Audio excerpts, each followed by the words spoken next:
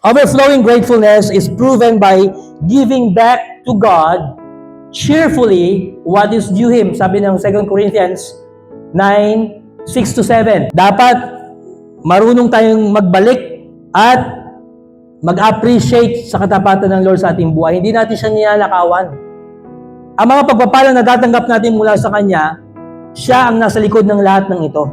Sasabihin ng iba, oh, ako naman nagtatrabaho, ako naman kumikita, ako naman bumabiyay araw-araw. Kung hindi ka ginising ng Panginoon kayo ng umaga, kung hindi ka binigyan ng Lord ng panibagong buhay, ma-appreciate mo yung kinakain mo ngayon. That's why we must give back to God what is due Him cheerfully. Dahil lahat ng ito, and the very life we possess, gaya yan sa lahat sa Panginoon. Wala tayong pwedeng may pagmalaki. Sa isang iglap lang, kung ano meron nga ngayon, pwedeng mawala. Kaya dapat hindi natin ninanakawan ng Lord, hindi natin niloloko ang Panginoon.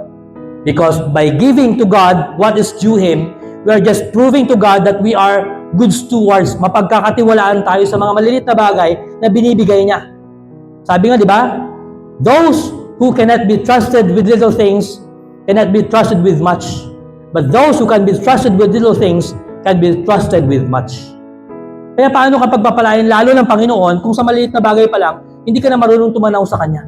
Ang kailangan makita ni Lord sa atin ay yung puso natin na hindi makasarili. Na hindi natin pinapaka-Diyos ang pera natin. Hindi natin minamahal, mas minamahal ang pera natin kaysa sa pagmamahal natin sa Kanya. Yun lang naman gusto makita ng Lord sa ating buhay. Pag nakita niya na mas siya yung higit na minamahal natin, may pera ka man o wala, mas lalo kanyang pagpapalain sa maraming bagay, hindi lang pera ibibigay niya sa iyo. Diba? Yung formula for being blessed, Matthew 6:33. So lahat yan, ibibigay ng Panginoon. Basta kailangan mo, at alam ng Lord na kailangan mo, ibibigay niya yan sa tamang panahon. Unahin mo lang siya. That is the formula, the key of being blessed by God.